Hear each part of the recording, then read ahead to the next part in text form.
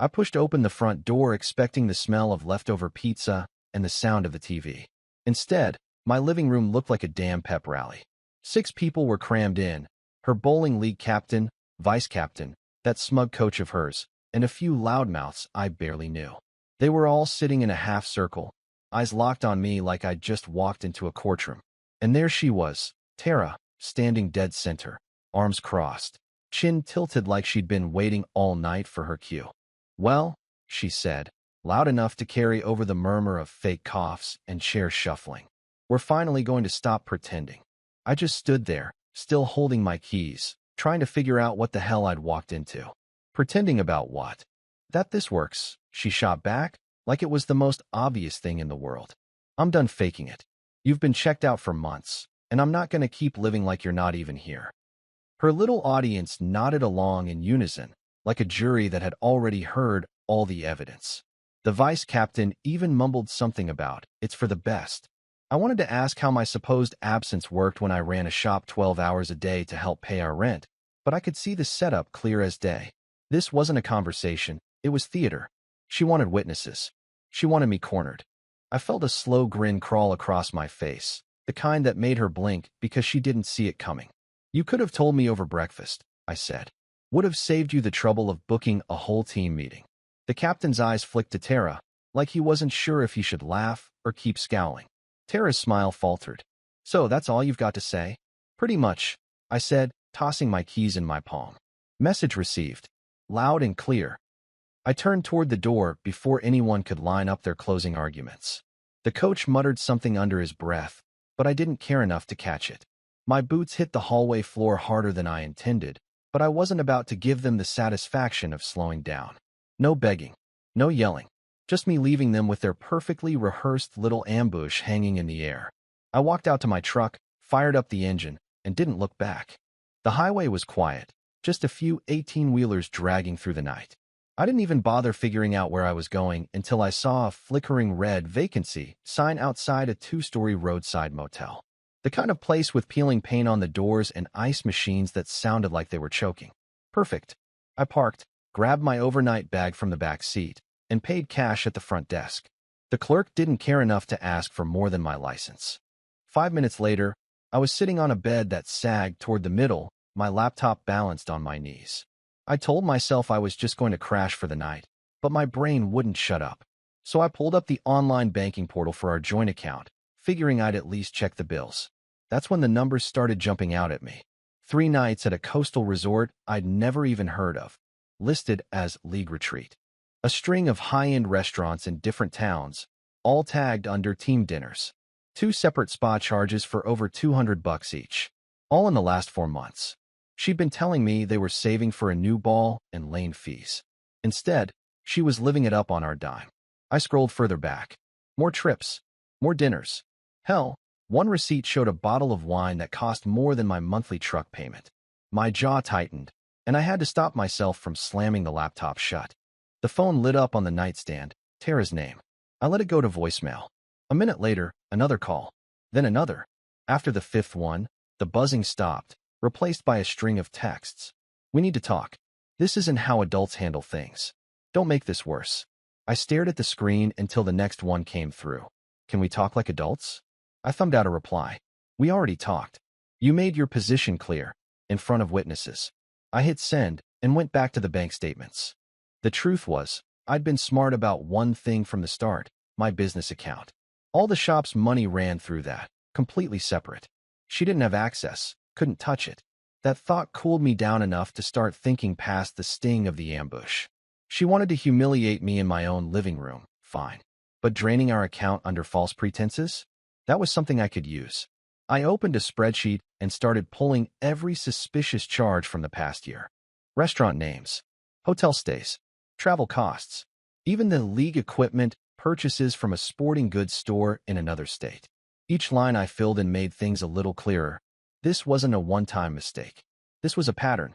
The phone buzzed again. This time it was just one line from her. "Can we fix this?" I typed back without thinking. "Not my job to fix what you broke." After that, I silenced the phone completely. I didn't need her voice getting in my head. What I needed was proof, and I had plenty of it piling up on my screen.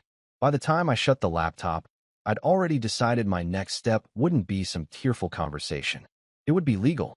By morning, I had a folder stuffed with printouts from the motel's front desk printer and a pounding headache from too much bad coffee. I wasn't wasting time guessing my next move.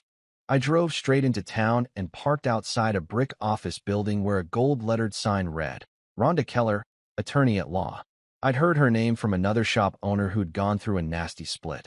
Said she was quick, brutal, and worth every penny. Inside, her office smelled like fresh coffee and paper. She didn't waste time on small talk. You're the mechanic on Main, right? Have a seat. Tell me why you're here. I laid it out in order. Last night, I walk into my own living room and find my girlfriend and her bowling team sitting there like a jury. She announces we're done because I'm emotionally absent. They all nod like they've been rehearsing it for weeks. Rhonda leaned back in her chair, eyebrows raised. Public humiliation in front of an audience. That's not accidental. Yeah, I said, sliding the folder across her desk. Then I check our joint account and find out she's been using it for trips and fancy dinners. Calls them league expenses. But it's the same names and places over and over. Coastal resort, high-end restaurants, spa charges. None of it for me. She started flipping through the printouts, her nails tapping the paper. You kept your business account separate? Always, I said. She's never touched it. Good. She's trying to control the narrative, Rhonda said flatly. The public breakup was her way of painting you as the neglectful partner before you could open your mouth. When someone does that, they're usually hiding something worse. I leaned forward. So what do?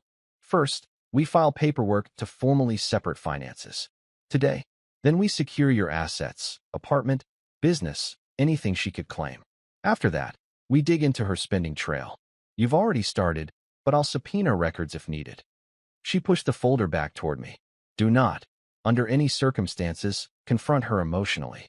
She's baiting you to say or do something that fits her version of the story. I sat back. She's already trying to talk. Last night it was, let's be adults and can we fix this? That's because she wants control of the timeline, Rhonda said. She's testing whether she still has leverage over you. Don't give her an inch. If she senses you're moving legally, she might escalate. And if she has a backup plan, say, a new guy or some manufactured claim, you need to be prepared. The phrase backup plan stuck in my head like a bad song lyric. It made too much sense.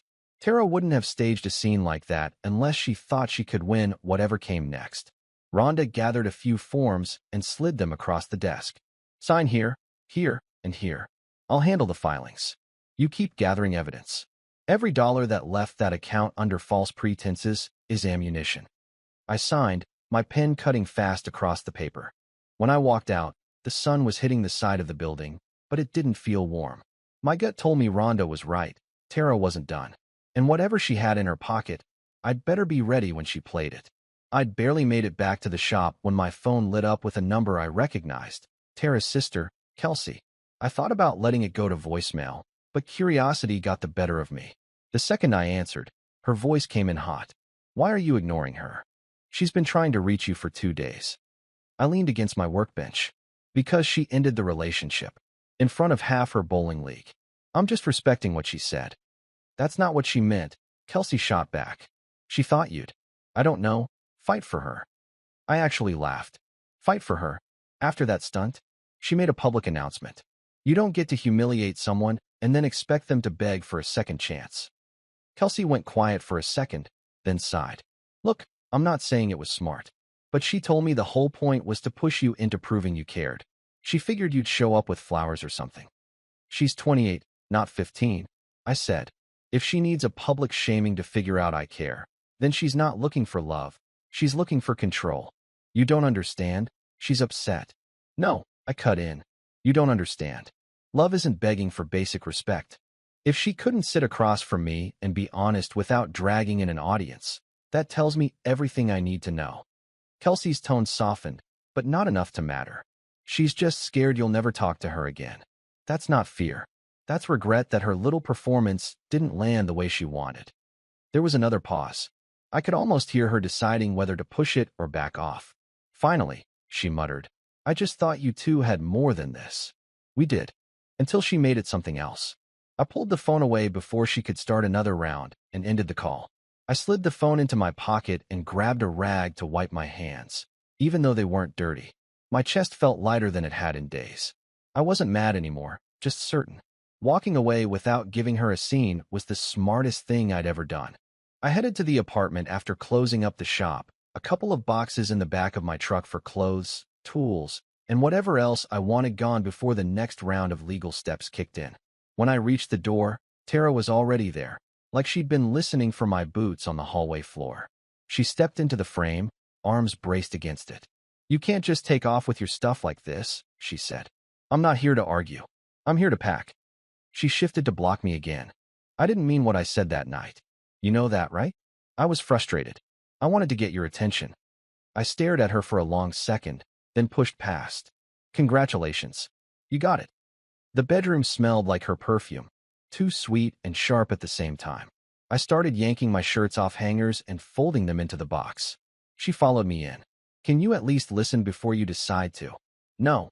I cut her off, dropping another stack of clothes into the box. "You listened to your little jury that night. Now you can listen to me."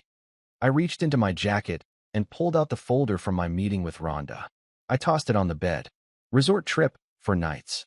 Same week you told me the league was doing a tournament 2 towns over. Funny thing is, your coach booked the same hotel." She froze. "That's not what you think. Spa treatments, dinners that cost more than my rent, hotel rooms in different cities, all paid for from our joint account." I started pulling pages out one by one, letting them fall on the comforter between us. "Months of it. You called them league expenses. Want me to guess who else was on those trips?" Her voice cracked. "It wasn't. Don't lie. You've been with him for a while. This isn't a one-off. It's a pattern." She sat down hard on the edge of the bed, staring at the receipts like they were on fire. "Please, don't tell them. The team. They don't need to know." I kept packing. "They already know what you wanted them to know, that I was some checked-out boyfriend who didn't care. You made sure of it in my living room." "This will ruin me," she whispered. I stopped folding a pair of jeans and looked right at her. "The public ending was your choice. You wanted an audience. Don't be shocked if the truth gets one too." She reached for my arm. "I can fix this. We can say it was all a misunderstanding." I stepped back, her hand slipping off my sleeve. "We're past misunderstandings. You made your call. Now I'm making mine." I closed the last box, carried it to the door, and didn't turn around when she called my name. Her voice followed me down the hall, smaller and more desperate with every step, but it didn't change a damn thing. The box hit the truck bed with a solid thud, and I drove off without looking up at the apartment windows. The next morning, I was back in Rhonda Keller's office, dropping the box of paperwork on her desk with a weighty thump. "More?" she asked, raising an eyebrow. "Every receipt, every bank statement I could dig up," I said. "It's all in there. Resort stays, dinners, spa treatments. Most of them with the coach's name popping up somewhere on the bill." Rhonda slid the box closer and started flipping through the top stack. "Joint account." "Yeah," I said. "All of it came out of the shared account. My shop account is clean. She never touched that." "That's good," Rhonda said, pulling a legal pad toward her. "Because what you've just handed me is textbook misconduct. Using joint funds to bankroll an affair? Courts love cases this clean. There's intent, there's a pattern, and there's proof." I sat down. "So what's next?" She tapped her pen against the pad. "We've got 2 tracks. 1. File to recover funds and protect your assets. 2. Control the narrative. Right now, she thinks she owns the story. We change that." I leaned forward. "How?" "She brought her team into this mess," Rhonda said. "We invite them back in. Not to gossip, but to clear the record. I'll call a meeting here in my conference room. Invite the league's captain, vice captain, and maybe the coach if you want him to squirm. We lay out the receipts in front of them, calmly, professionally." My jaw tightened. "They'll see exactly where their league money didn't go." "Exactly," Rhonda said. "They'll see she dragged them into humiliating you to cover her own tracks. You don't have to raise your voice or call her names. The evidence does the damage." I thought about Tara's face when she saw those printouts on our bed. The way she crumbled the second the audience wasn't on her side. "I'm in." "When?" "I can get them in here by the end of the week," Rhonda said, already scribbling dates on her pad. "One thing, though, you don't engage her between now and then. No texts, no calls, no side conversations. If she tries to bait you, let her think you're ignoring her." It'll make this hit harder. Not a problem, I said. She's already burned that bridge. Rhonda gave a thin smile. Good. Because once they see the truth, you won't just have legal ground. You'll have taken her platform away. I left her office knowing exactly what the next few days were about. Gathering the people she thought were her safety net and showing them the whole, ugly picture. By Friday afternoon, Rhonda's conference room looked like it was set for a corporate ambush. Long table, stacks of documents at every seat, coffee in the corner no one touched. I sat at one end, Rhonda beside me, both of us facing the door. The first to arrive were the league captain and vice captain, both giving me that tight, polite smile you give someone you're not sure you should be alone with. Then came two other members, shifting awkwardly, followed by the coach, who walked in like he owned the place. Tara came last, glancing around like she'd stumbled into the wrong meeting. What is this? She asked, standing in the doorway. Sit, Rhonda said evenly. We're here to clear the record. Tara slid into a chair 2 seats away from me. The captain sat directly across, arms crossed. Rhonda didn't waste time. Over the past 12 months, significant withdrawals have been made from my client's joint bank account. These transactions were labeled as league-related expenses. However, she started sliding copies of receipts down the table. The reality is different. The first page was a resort bill, 4 nights, coastal view, 2 guests. The captain's eyes narrowed. The next was a series of dinner receipts, each over $200, all signed by Tara. Then came spa treatments, hotel rooms in cities far from any tournament schedule. The vice captain frowned. These weren't league expenses. Rhonda nodded. Correct. They were personal trips, many overlapping with documented appearances by your coach here. She slid the next stack toward the captain, side-by-side records of hotel bookings in the same cities, same dates. The captain turned to Tara. You told us he was neglecting you. You made us sit in his living room while you dumped him. And all this time, he tapped the receipts hard. You were using league money for this? It wasn't league money, Tara said quickly, her voice rising. It was ours, his and mine. That's not the point, the captain cut in. You dragged us into humiliating him to cover up an affair with the coach. The coach shifted in his seat. This is getting blown way out of proportion. Rhonda's voice sliced through. What's not in proportion is the misuse of joint funds for personal gain. We will be seeking full restitution for the amounts taken, including any tied to fraudulent labeling as league expenses. The documentation is airtight. One of the quieter members finally spoke. Tara, you made us believe we were backing you up. We defended you, and you lied. Tara's face flushed red. You don't understand. I understand you made me look like a fool, the captain snapped. You made all of us look like fools. Rhonda gathered the remaining documents into neat piles. We will proceed with filing next week. You are all here because your names were linked to some of these charges. I suggest you distance yourselves accordingly. The vice captain shook his head, muttering, Unbelievable, before pushing his chair back. Tara tried to catch my eye, but I didn't give her the satisfaction. The noise in the room turned to scattered shuffling of papers, chairs scraping back, and no one looking at her directly. When it was over, I stood and walked out without a word. By the time I hit the parking lot, I didn't need to see her face to know her reputation had just collapsed by her own hand. 3 days after the meeting, I walked into the motel lobby to grab a coffee before heading to the shop. I barely made it through the front door before Tara stepped out from behind a fake potted plant like she'd been lying in wait. We need to talk, she said, moving to block my path.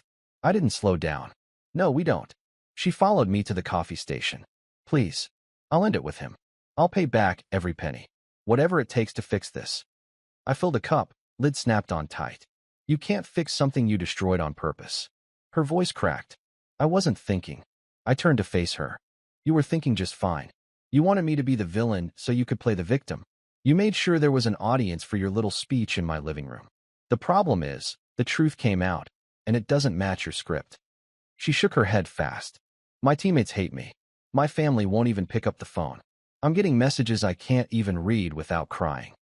That's not my doing, I said. That's the consequence of your own choices. You don't get to burn a bridge and blame the smoke on someone else.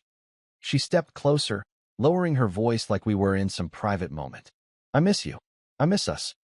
I backed up enough to keep space between us. No, you miss having control. You miss thinking you could make me jump through hoops to prove something I never stopped doing, showing up. But you didn't want showing up. You wanted a scene. Her lip trembled. I thought if I pushed you, you'd beg? No. I took a step toward the door. If begging is the requirement, then whatever we had wasn't worth saving. She reached for my arm, but I pulled it free.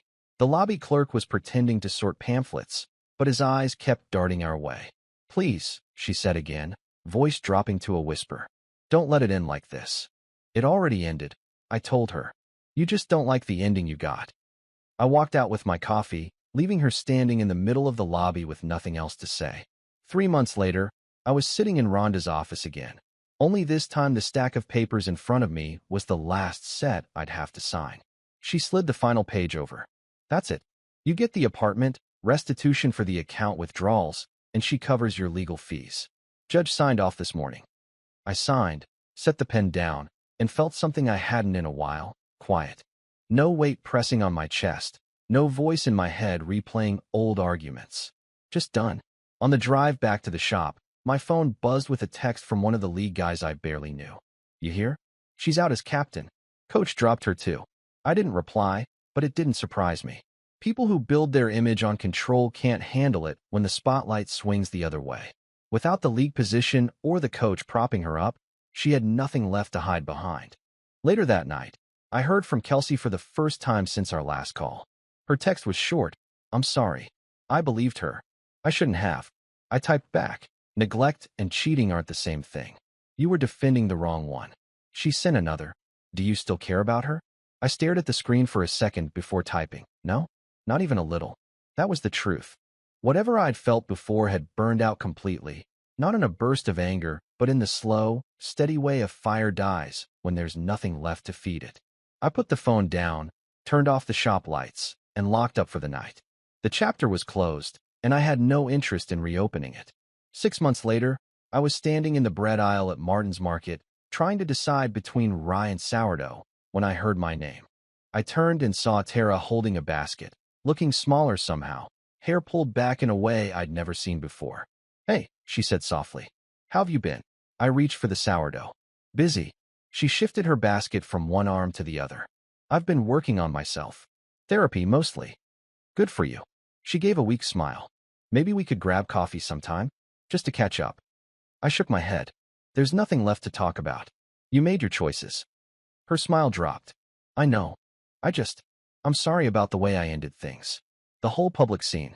I was scared you'd talk me into staying, and I didn't want to give you the chance. So you humiliated me instead. She winced. I thought it would make it easier. No, I said, sliding the loaf into my cart. You thought it would make it easier for you to justify leaving. You knew it was wrong, but you wanted someone else to blame for it. She stared at the floor. I've lost so much. That's not on me, I said. That's all you. I pushed my cart past her without looking back. By the time I hit the checkout line, it hit me. She was standing in a grocery store aisle trying to rewrite the ending, and I didn't have to let her. The best revenge had been letting the truth speak for itself and never giving her the power to tell my story again.